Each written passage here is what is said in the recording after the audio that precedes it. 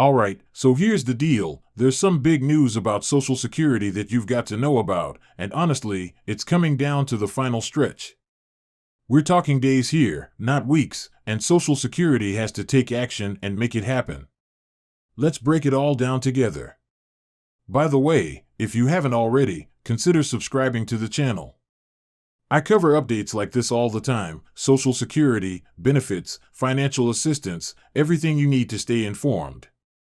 So recently, Congress passed and the President signed the Social Security Checks Increase Fairness Act into law.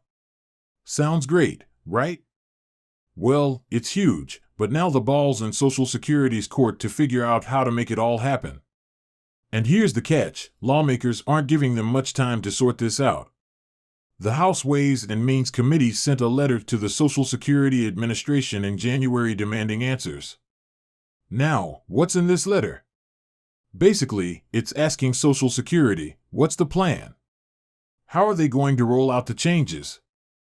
And most importantly, what do beneficiaries, aka the people this impacts, need to do? Oh, and let's not forget about the retroactive payments they're talking about. Yup, payments going back a whole year, which could mean thousands of dollars for some folks. That's real money that could make a real difference, right? So here's a bit of background. This new law gets rid of two major provisions: the Windfall Elimination Provision, WEP, and the Government Pension Offset, GPO. These have been around for over 40 years and, let's be real, they've caused a lot of headaches for retirees and other beneficiaries. So getting rid of them? That's a big win. But now, Social Security has to figure out how to adjust benefits and get those retroactive payments out to the roughly 2.8 million people who are affected. And so now people are also asking, when are these lump sum payments coming? When will my checks go up? Honestly, right now, nobody knows, and even Social Security doesn't seem to have a clear answer yet. You'd think they might have started planning for this when it looked like the law was going to pass, but maybe they didn't want to spend resources on something that wasn't a sure thing. Either way, they're on the clock now, and lawmakers, and the rest of us, are waiting. Let's be real, if you're one of the millions impacted, you're probably thinking, can we speed this up? After all, I've got bills to pay. And honestly, a retroactive payment of a few $1,000s could be a lifesaver for so many people right now.